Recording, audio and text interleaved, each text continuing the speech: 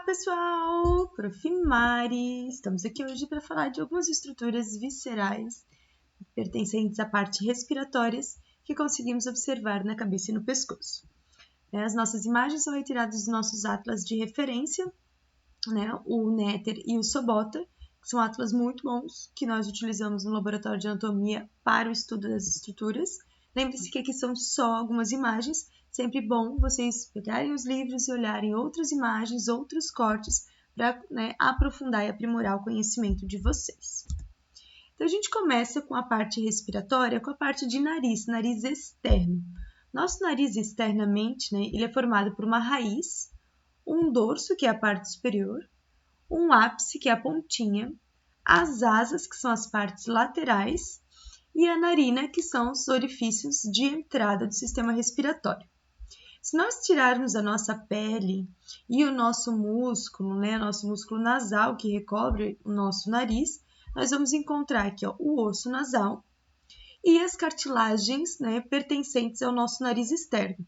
Nós encontramos aqui cartilagem alar maior. Cartilagem alar maior, ela faz essa voltinha, é o que faz aqui a nossa asa do nariz. Na nossa curvatura, aqui lateral da narina, das nossas asas do nariz, nós encontramos então a cartilagem alar menor. Formando as partes laterais do nosso nariz, a cartilagem nasal lateral, temos tanto uma do lado direito quanto uma do lado esquerdo. Aqui eu encontro uma, lá eu encontro outra, e aqui no meio eu vou encontrar a cartilagem do septo nasal, que vai auxiliar a formar a parte cartilagínea do septo nasal.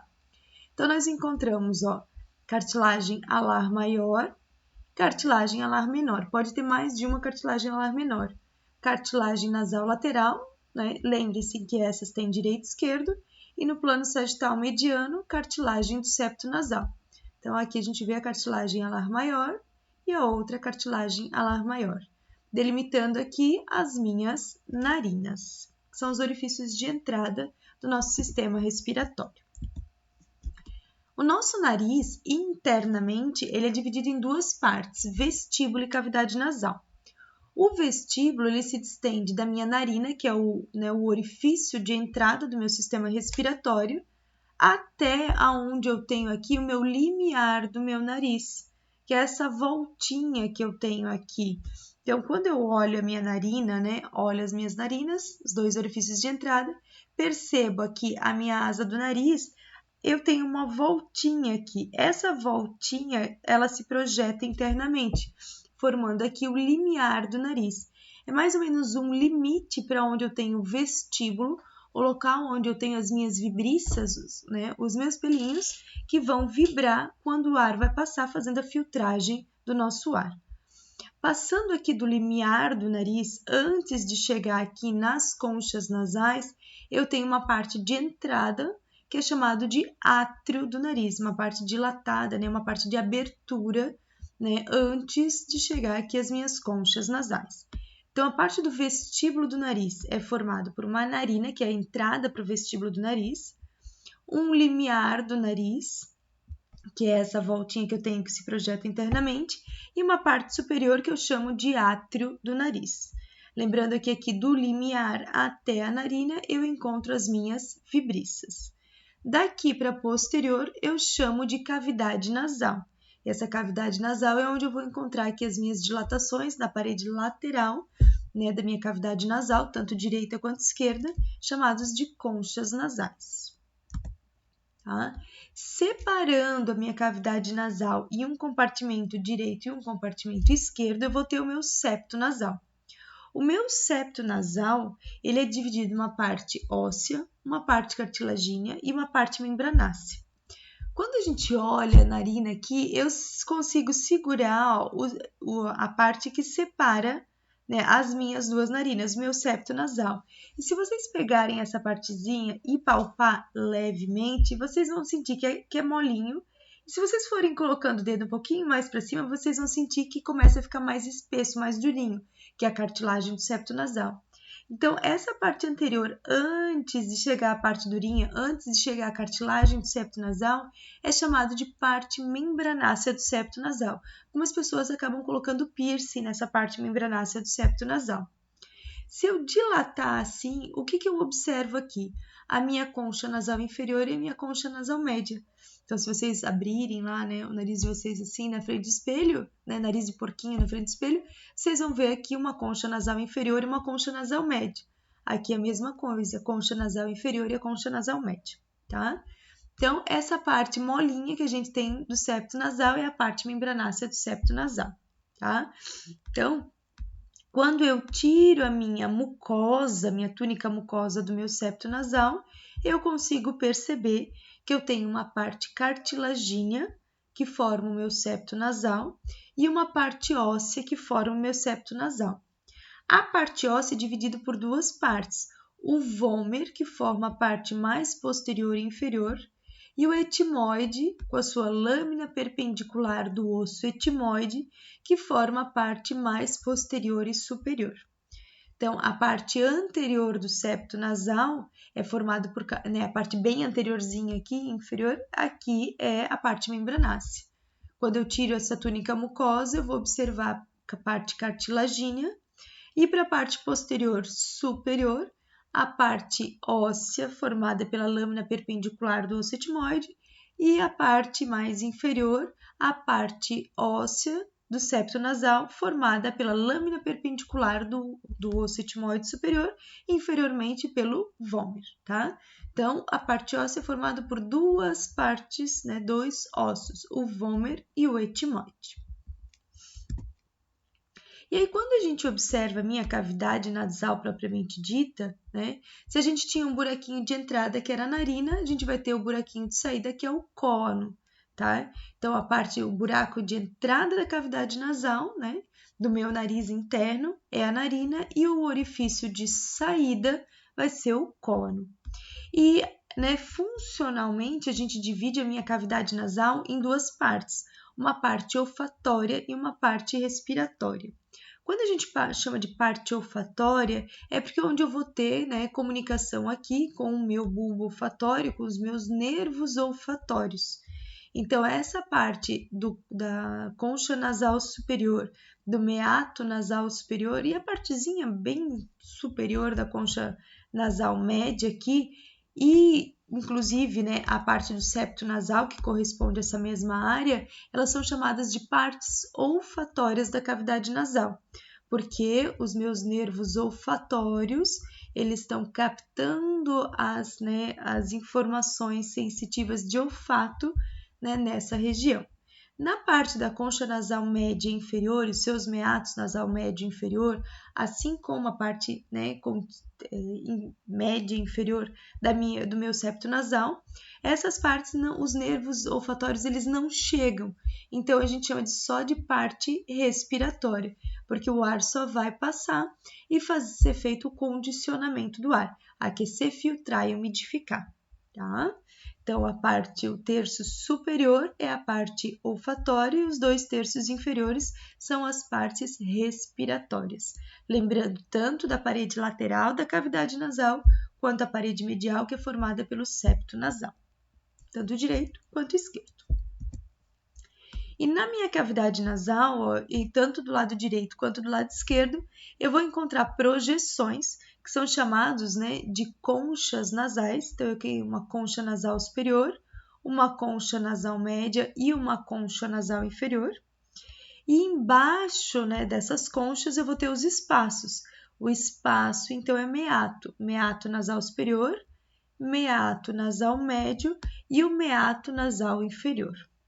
Posteriormente, esse meato nasal superior, que fica embaixo da concha nasal superior, quando ela contorna aqui, ó, né, e desce pela concha nasal média em direção à parte da faringe, essa depressão aqui é chamada de recesso esfenoetimoidal. É o espaço, então, né, que ligaria o meu meato nasal superior em direção à minha parte nasal da faringe, ok? O que eu encontro mais? Se eu tirar aqui a minha concha nasal média, se eu levantar e observar o meu meato nasal médio, eu vou encontrar uma dilatação. Essa dilatação é chamada de bolha etimoidal. né? E eu vou encontrar uma depressão aqui. Essa depressão anterior e inferiormente, né, à bolha etimoidal é chamado de hiato semilunar. Então, a elevação é a bolha etimoidal, a depressão é o hiato semilunar. E se eu tirar aqui a minha concha nasal inferior e observar todo o meu meato nasal inferior, eu vou ver um orifício que é, né, a abertura do meu ducto lacrimonasal. Aqui, né, no meu olho, a glândula lacrimal produz lágrima. Essa lágrima vai umidificar o meu olho, só que constantemente produzida. E ela é constantemente drenada pela carúncula lacrimal, pela fossa do saco lacrimal, em direção aqui à minha abertura do ducto lacrimonasal, nesse meato nasal inferior.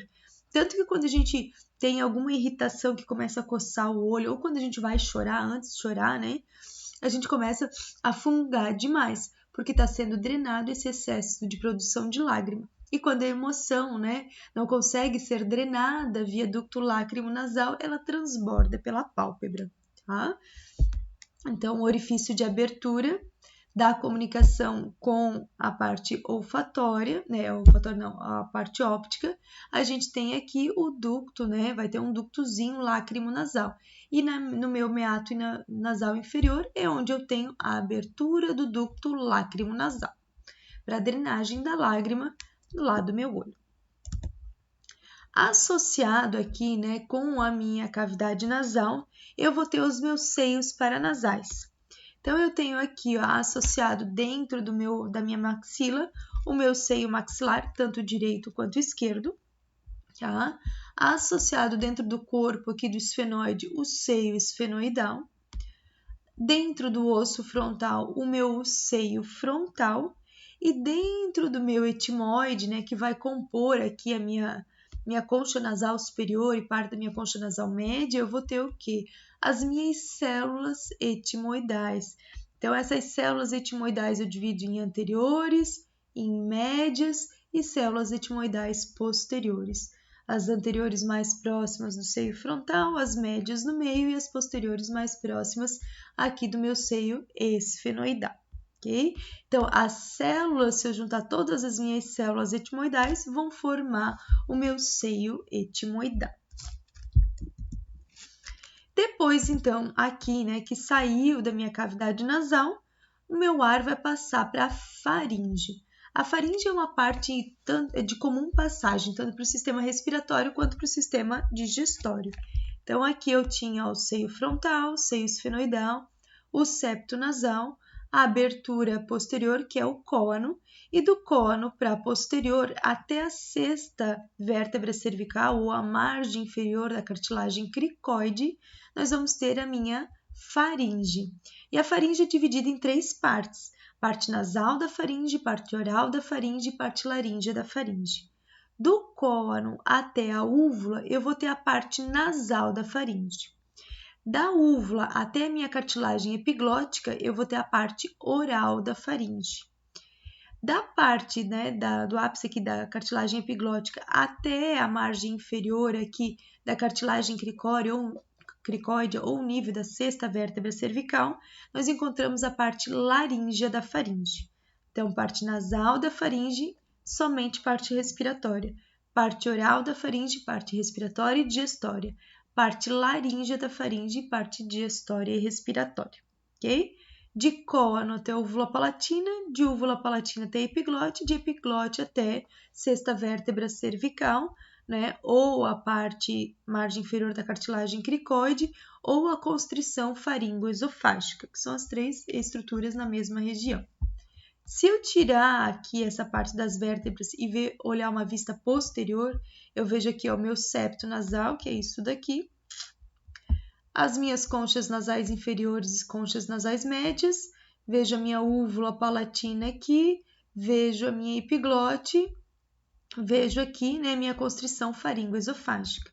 Então, do cóano, que são esses orifícios de saída, até a minha úvula palatina, parte nasal da faringe.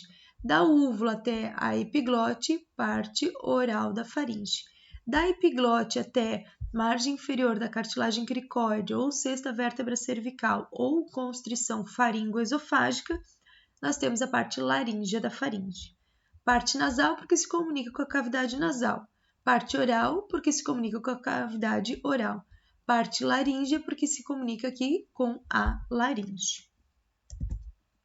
Se olharmos aqui o que nós temos na parte nasal da faringe, que isso aí terminaria aqui o cono, então a gente encontra uma elevação em forma de vírgula. Essa elevação em forma de vírgula, a parte mais dilatada é o toro tubário. E esse toro tubário aqui, ele vai ter uma projeção para anterior e uma projeção para posterior. A projeção para anterior, ela termina no palato. Então, eu vou chamar de prega salpingo-palatina. A projeção posterior vai terminar em direção à faringe. Então, eu vou chamar de prega salpingo-faríngea, tá?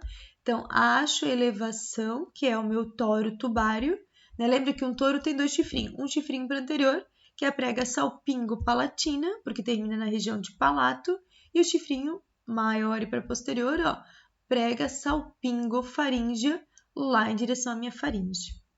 Abaixo aqui, ó, do meu toro tubário vai ter uma depressão e um orifício, que é chamado de ósteo faríngeo da tuba auditivo. Tá? É um orifício de comunicação com o meu ouvido interno.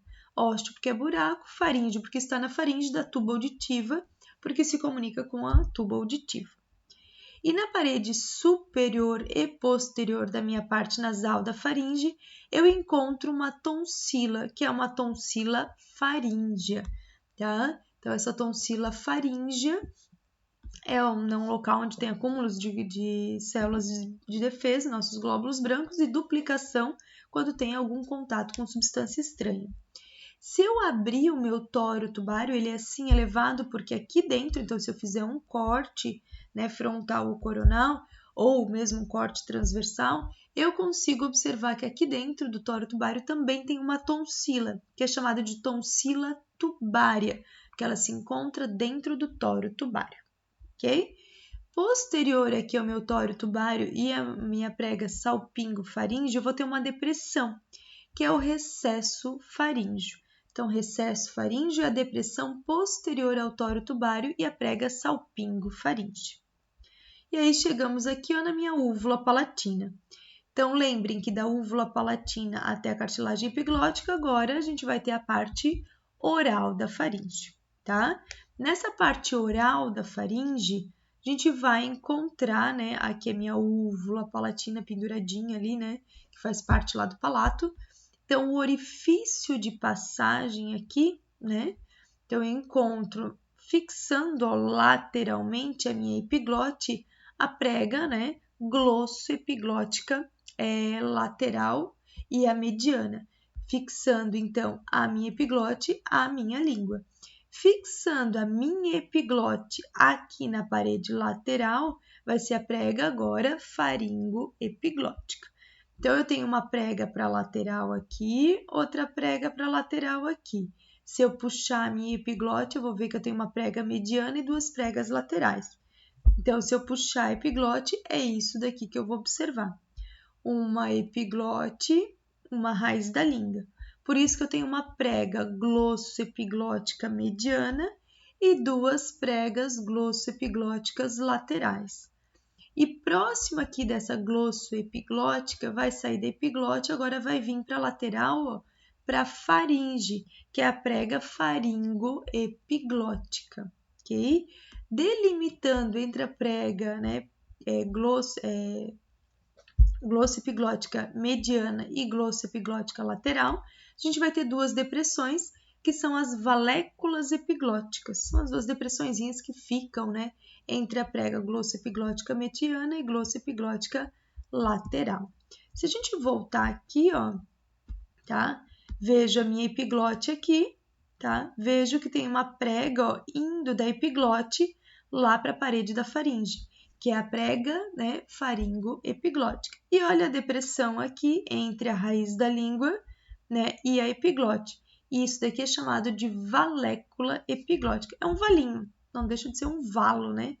Onde vai acumular o alimento ali e vai empurrar a epiglote um pouco para trás para fazer então a descida do bolo alimentar, né, em direção aqui à próxima parte da parte faríngea da laringe, que são essas depressões aqui, que são os recessos piriformes. Então, quando a gente olha aqui, tá, eu vejo que o bolo alimentar vai cair na valécula, vai empurrar um pouquinho a minha epiglote para posterior, e esse bolo alimentar vai escoar aqui, ó, entre, né, a prega glosso-epiglótica lateral e essa prega faringoepiglótica, em direção aqui essas duas depressões, esses dois valos, que são chamados de recessos piriformes, para fazer com que o bolo alimentar fique longe, escoa, né, lá para o esôfago, longe da entrada aqui da minha laringe, ok? E aí essa depressão, esse recesso piriforme, vai escoando o bolo alimentar lá em direção ao esôfago. E vocês conseguem perceber o final, né, desse meu recesso piriforme. Ele vai delimitar aqui, ó, o local onde deixa de ser faringe e começa a ser esôfago, numa constrição, ó, que é chamado de constrição faringoesofágica, porque é o final da faringe e o começo do esôfago. Sempre que a gente fala de constrição, é um estreitamento. Então, constrição faringoesofágica é um estreitamento entre a faringe, a musculatura da faringe e a musculatura do esôfago. E se nós olharmos a musculatura associada aqui com a minha faringe, tá? Eu vou observar que eu tenho nessa parte posterior aqui um músculo constritor da faringe. Eu vou ter um músculo constritor superior, um músculo constritor médio e um músculo constritor inferior, que eles vão coincidir mais ou menos, ó, se vocês observarem, com a parte nasal da faringe, a parte oral da faringe e a parte laríngea da faringe, tá? Então, se vocês olham em uma vista posterior, vocês conseguem observar, né, o músculo constritor superior, o músculo constritor médio e o músculo constritor inferior da faringe. E vindo lá do processo estiloide em direção aqui, né, para a transição entre constritor superior e constritor médio, nós encontramos o músculo estilofaríngeo, tá? E ele vai sair junto com o outro, ó, que desce, ó, para anterior, que é o estiloide, tá? E vai ter mais um ainda que seria o estilo glosso indo em direção mais anterior. Só para orientá-los, esse aqui é o ventre posterior do músculo digástrico, ok? Ó, úvula palatina, cartilagem epiglótica e a prega, né, faringoepiglótica pela lateral, ok? Aqui a gente consegue ver o músculo constritor superior da faringe, associado, né, mais lá com a parte nasal da faringe, constritor médio da faringe, mais com a parte oral da faringe, constritor inferior da faringe, mais associado com a parte laríngea da faringe. E vindo lá, ó, tá, da parte do processo estiloide para a faringe, a gente vai ter aqui, né, o músculo estilofaríngeo, ok? Esse que vem para anterior aqui seria, ó, bem para anterior, vai vir em direção à língua, é o estilo glosso, e o que viria aqui, que está cortadinho aqui, ó, é o músculo estiloióide. Esses são músculos, mas lembre que para a faringe, o único que a gente tem é o estilofaríngeo do processo estiloide, né, para a faringe, e ele se funde aqui às fibras dos constritores. E aqui a gente vai ter uma transição de musculatura, vocês podem ver que ela é mais circular e aqui ela vai começar a ter algumas mais longitudinais, que é onde demarcaria aqui a constrição faringoesofágica, tá? E aí a gente vai agora da faringe para a laringe, né? A laringe é formada basicamente por cartilagens, uma cartilagem epiglótica ímpar, uma cartilagem tireoide ímpar e uma cartilagem cricoide ímpar, tá? E aí, unindo, né, a minha cartilagem tireoide ao meu ocioide, a gente vai ter uma membrana toda, que é chamada de membrana tireoide, tá? A gente vai ver que essa membrana tireoide se espessa na parte anterior, como ligamento, né, tireoide mediano, e se espessa na parte mais posterior, entre o corno maior do ióide e o corno maior aqui da cartilagem, né, tireoide, que vai ser, então, o ligamento tireoide lateral. Ligamento tireoide mediano e ligamento tireoide lateral. E aqui eu também vou ter, ó, ligando a minha cartilagem tireoide à minha cartilagem cricoide, o ligamento cricotireoide, ok? O que mais que eu consigo observar aqui, né? Já as minhas cartilagens traqueais e o primeiro, unindo primeira cartilagem traqueal à minha cartilagem cricoide, eu também vou ter um ligamento, que é o ligamento cricotraqueal. Cricotraqueal une cricoide com cartilagem, né, da traqueia. Ligamento cricotireoide vai ligar a cartilagem cricoide à cartilagem tireoide. Membrana tireoide e o ligamento tireoide mediano vão ligar o ocioide à cartilagem tireoide. Então, quem que a gente consegue observar aqui, né? A gente consegue observar, primeiro olhando aqui a cartilagem tireoide, que ela tem uma projeção na parte anterior e bem mediana, que o pessoal conhece como pomo de Adão, devia ser pomo de Eva, né? Porque quem se engasgou com a maçã, né? Quem comeu a maçã primeiro foi a Eva, né? Não o Adão, ele só se engasgou.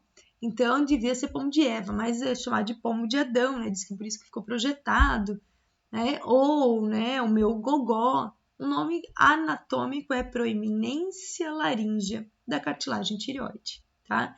E essa minha proeminência laríngea marca uma lâmina, né, direita da cartilagem tireoide e uma lâmina esquerda da minha cartilagem tireoide.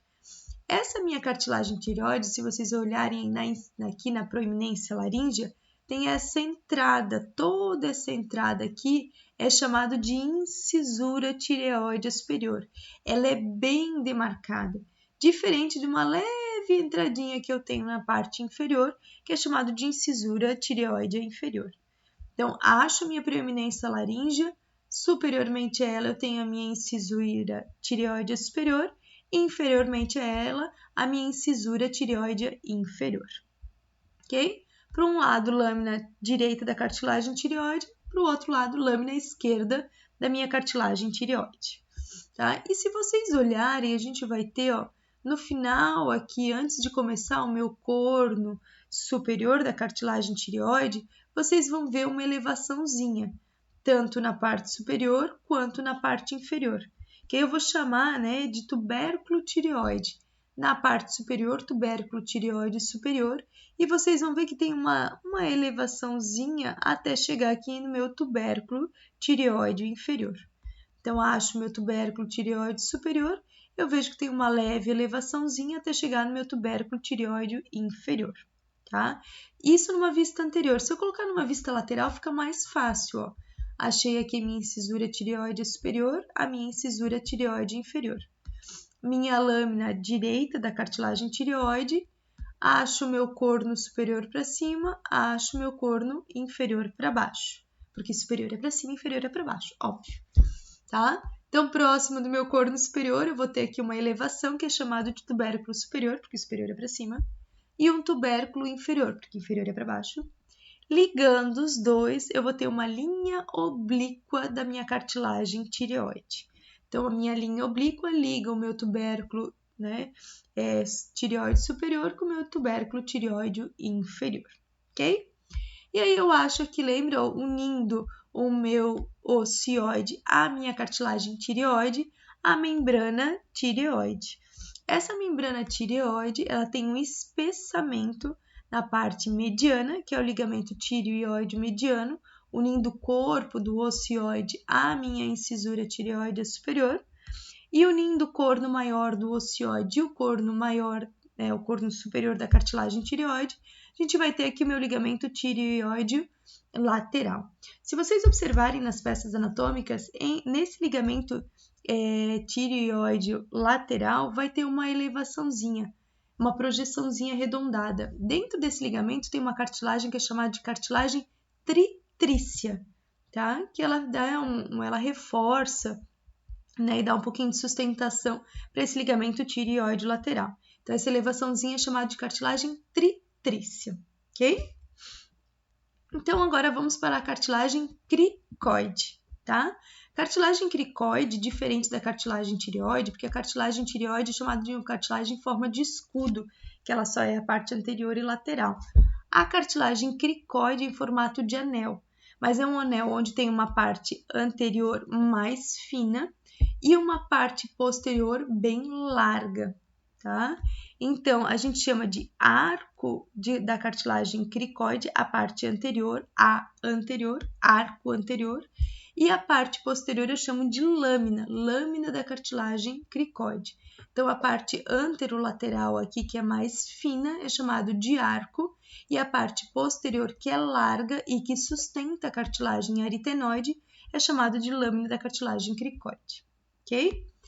Eu vou ter unindo aqui a minha cartilagem cricoide com a minha cartilagem tireoide, né? Aqui com o corno, né? O corno inferior aqui da minha cartilagem tireoide, uma articulação, que eu chamo de articulação cricotireoide. É uma articulação, então, que eu tenho entre a minha cartilagem cricoide e o meu corno inferior da cartilagem tireoide. E unindo o meu arco anterior, né, esse arco da cartilagem cricoide, à minha cartilagem tireoide, eu vou ter também um ligamento cricotireoide. E, na verdade, tem tudo aqui, uma membrana, né? E aí eu chamo esse espessamento central de ligamento cricotireoide mediano, tá? Unindo a minha cartilagem cricoide à primeira cartilagem da traqueia, eu vou ter o meu ligamento cricotraqueal. Então, a gente tem, né, a cartilagem cricoide presa na cartilagem da traqueia, que é chamado de ligamento cricotraqueal.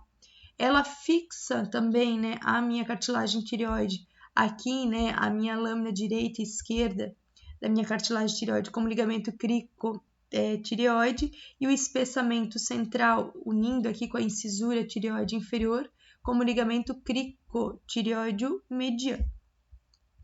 Aqui nessa imagem a gente já vê, ó, a cartilagem aritenoide, tá? Subiu em cima aqui, né? Porque subia para cima, óbvio.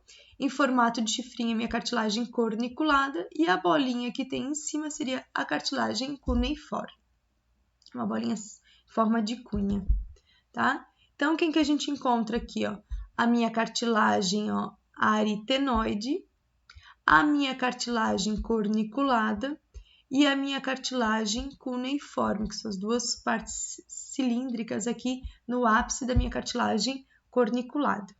E aqui a minha cartilagem epiglótica e, né, a pontinha, vamos dizer assim, seria o pecíolo, porque a cartilagem epiglótica é chamada cartilagem em forma de folha, e toda folha tem um cabinho que prende, né, no seu caule, que é chamado de pecíolo.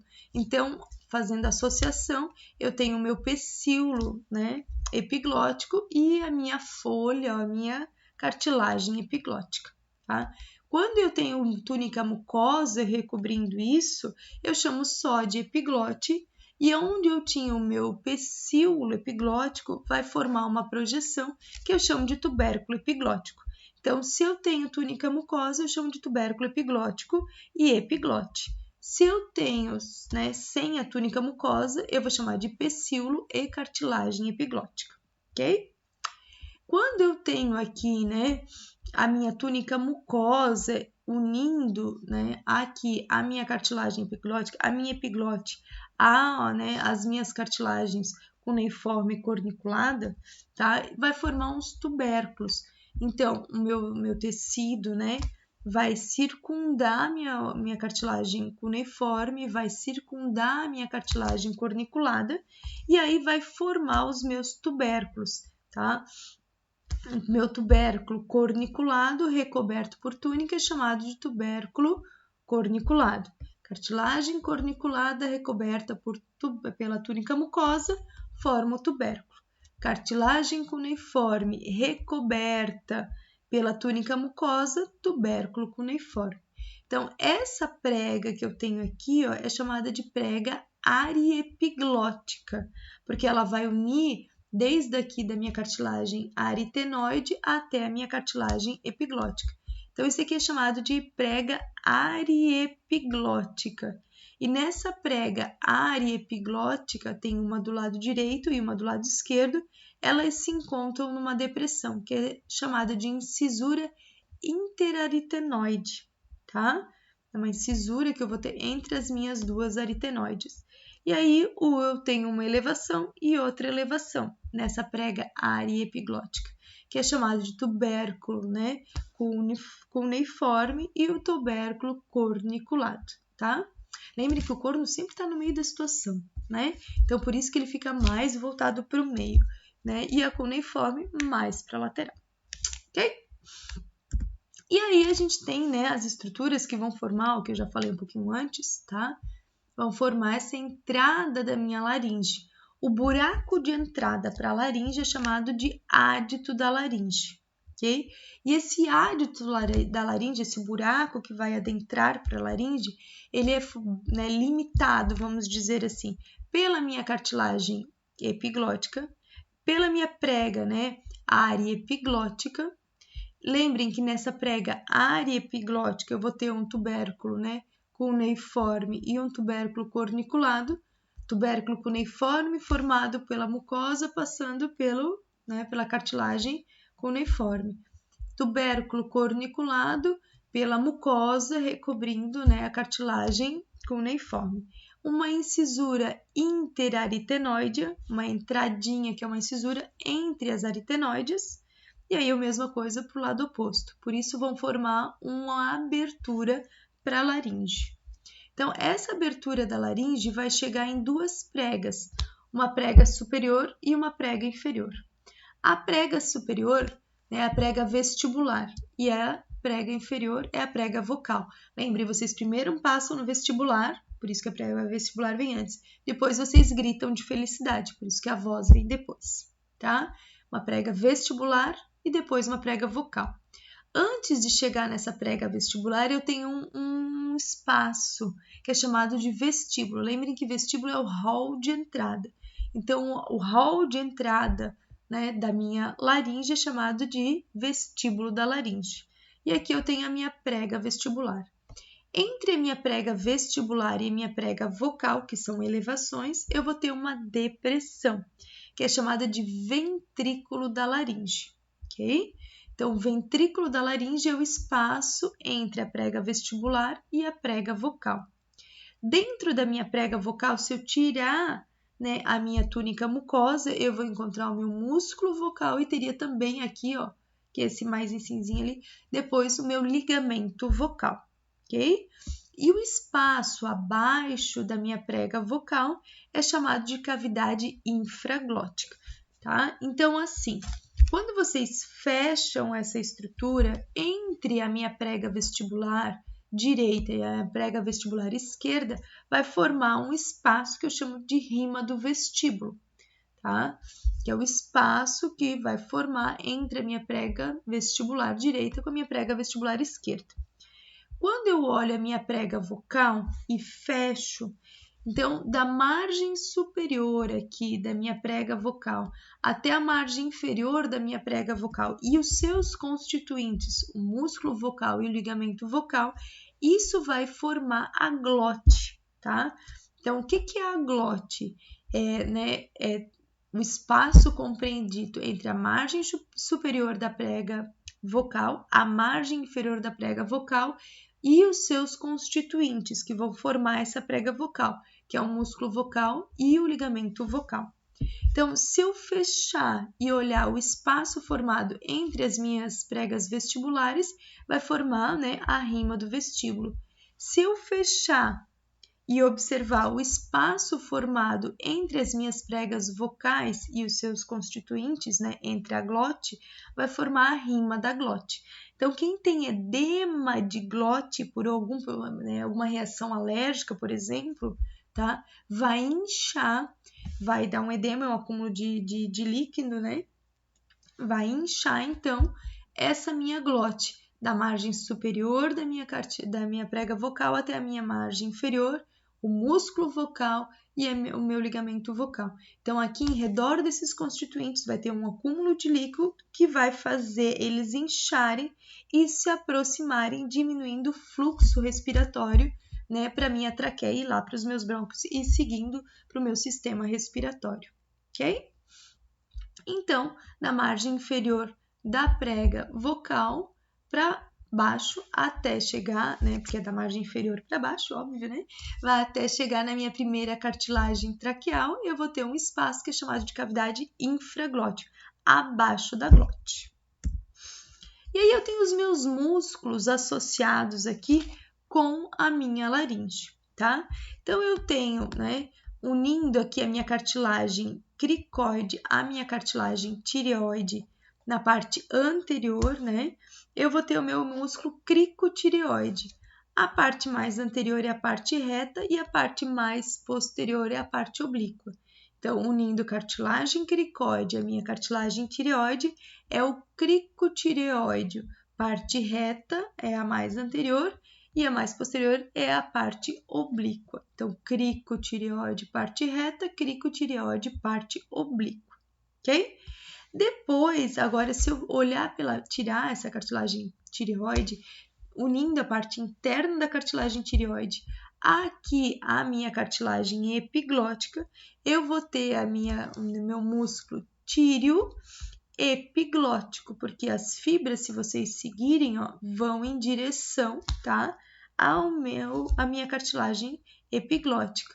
E essas fibras mais inferiores, que vão da cartilagem tireoide aqui para a cartilagem aritenoide, porque essa parte cinzinha aqui é a cartilagem aritenoide, eu vou ter o meu músculo tíreo aritenoide. Então, vocês têm que juntar agora, tá, um pouco os nomes das estruturas. Que cartilagem que eu estou unindo, sigo a direção da fibra muscular até onde ela está unindo. Então, aqui, ó, da minha cartilagem tireoide indo em direção à minha cartilagem epiglótica, músculo tíreo epiglótico. Aqui também, ó. Agora, essas fibras mais inferiores que param aqui na cartilagem aritenoide, vai ser o músculo tíreo aritenoide. E eu tenho uma partezinha que sai aqui da cartilagem aritenoide e vai subir em direção à cartilagem epiglótica, né, pela parte mais anterior, vamos dizer assim, que eu chamo de parte tíreo epiglótica, tá? Então, ela vai sair aqui da parte, né, da cartilagem tireoide e epiglótica, próximo aqui da cartilagem aritenoide, tá? Então, é como se essas fibras fossem aqui da cartilagem tireoide para aritenoide, tíreo, aritenoide. Mas algumas fibras sobem, tá? De forma meio tortuosa, assim, que eu chamo de parte tíreo epiglótica. Essa aqui é bem difícil de observar nas peças, tá, gente? Bem dificilzinho mesmo, tá? Agora, unindo aqui, ó, a minha cartilagem cricoide à minha cartilagem aritenoide, eu tenho dois músculos.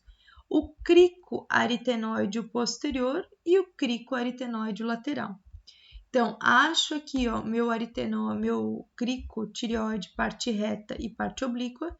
Se eu tiro eles profundamente, eu vou ver o meu músculo cricoaritenoide lateral. Se eu olho em vista posterior, eu consigo ver bem aqui, ó, o meu músculo cricoaritenoide posterior. Cricoaritenoide posterior e esse que eu vejo aqui, ó, continuando aqui, o meu cricoaritenoide lateral. Cricoaritenoide lateral, cartilagem cricoide, a cartilagem aritenoide pela parte lateral. Cricoaritenoide posterior da minha cartilagem cricoide, a minha cartilagem aritenoide pela vista posterior, ok? E aí, se eu observar em vista posterior, eu vejo que eu tenho um músculo, né, que a gente chama de aritenoide transverso, que vai de uma aritenoide até a outra aritenoide, né, de forma transversa, e superficialmente a ele, eu vou ter um músculo agora aritenoide oblíquo, que ele vem de uma aritenoide até na outra aritenoide e de uma aritenoide até a outra aritenoide. Então, da parte mais inferior até a parte mais superior da aritenoide oposta, da parte inferior até a parte mais superior da aritenoide oposta. Então, eles se cruzam, por isso que são aritenoides oblíquos, e eles estão passando superficialmente ao aritenoide transverso. E esse aritenoide, né, oblíquo, a hora que ele continua para cima da cartilagem aritenoide em direção à cartilagem epiglótica, eu chamo de parte ariepiglótica. Então, meu aritenoide oblíquo ele para na cartilagem aritenoide e as fibras se continuam em direção aqui à minha cartilagem epiglótica, eu chamo de parte ariepiglótica, tá? Então, nessa imagem aqui, ó, cartilagem tireoide, cartilagem epiglótica, cartilagem tireoide, cartilagem aritenoide. Então, aqui vai ser o músculo tireoepiglótico e o meu músculo tíreo, né, aritenoide. Lembre que aqui vai ter uma partezinha que é tireoepiglótica que ela sobe, tá? Mas como eu falei, é bem difícil de ver e de secar porque são fibras muito fininhas. Essas outras a gente consegue observar nas peças anatômicas, ok? Então, revisando, na parte anterior, unindo a cartilagem cricoide à cartilagem tireoide, meu cricotireoide parte reto e meu cricotireoide parte oblíqua. Unindo, então, a minha cartilagem cricoide à minha cartilagem aritenoide, que vai estar aqui, eu vou ter o meu músculo crico-aritenoide lateral e em direção à parte da lâmina aqui da cartilagem cricoide, o crico-aritenoide posterior. Partindo aqui da aritenoide, né, de uma aritenoide até a outra aritenoide, um aritenoide transverso. Partindo de uma aritenoide da base até o ápice dela, vai ser o aritenoide oblíquo. E o que se continua em direção à cartilagem epiglótica é a parte ariepiglótica. Partindo da base de uma cartilagem aritenoide até o ápice dela, a aritenoide oblíquo. E as fibras que sobem em direção à cartilagem epiglótica é a parte ariepiglótica. Partindo da cartilagem tireoide em direção à cartilagem epiglótica, o meu músculo tíreo-epiglótico. Partindo da parte interna da minha cartilagem tireoide em direção à minha aritenoide, o meu músculo tíreo-aritenoide. Ok? E aí, depois na minha laringe vem a minha traqueia. A traqueia tem uma pequena parte, né? Tem uma parte cervical e depois vai ter uma parte torácica. Então, a traqueia é formada basicamente por anéis de cartilagem em forma de C, fechados posteriormente por uma parede membranácea. Então, aqui eu tenho uma cartilagem traqueal, outra cartilagem traqueal, unidas pelo ligamento anular. Tá? Então, entre cada cartilagem traqueal, uma com a sua inferior vai ser unida pelo ligamento anular. Isso em vista anterolateral. Então, aqui eu vejo a cartilagem traqueal, ligamento anular, cartilagem traqueal, ligamento anular, cartilagem traqueal, ligamento anular. Porque fechando posteriormente, lembre, a cartilagem traqueal é em forma de C, posteriormente eu vou ter uma parede membranácea. Essa parede membranácea vai ter tecido conjuntivo aqui, né, recobrindo aqui o meu músculo traqueal. Isso serve, né? Por que as cartilagens traqueais não são em formas circulares e sim tem essa parede membranácea? Porque associado com a minha parede membranácea eu vou ter o meu esôfago.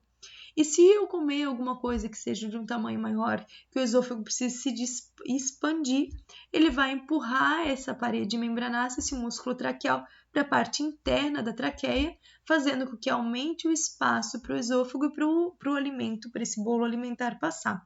Por isso, quando isso acontece, a gente até vai engolir uma coisa meio inteira, até tem uma falta de ar, parece momentânea, porque está se expandindo para o interior da cartilagem, né? Lá para o interior da traqueia, diminuindo o espaço para o fluxo respiratório, ok? Então, essas foram as partes, né, das estruturas as estruturas viscerais, né, que eu tenho do sistema respiratório contido na cabeça e no pescoço, ok? Até um próximo vídeo onde falaremos sobre, né, as estruturas viscerais agora digestórias presentes na cabeça e no nosso pescoço. Espero que ajude no estudo de vocês. Lembrem, né, de complementar o estudo de vocês com as outras imagens contidas nos nossos atlas, no Néter e no Sobota, para facilitar o estudo. Até uma próxima!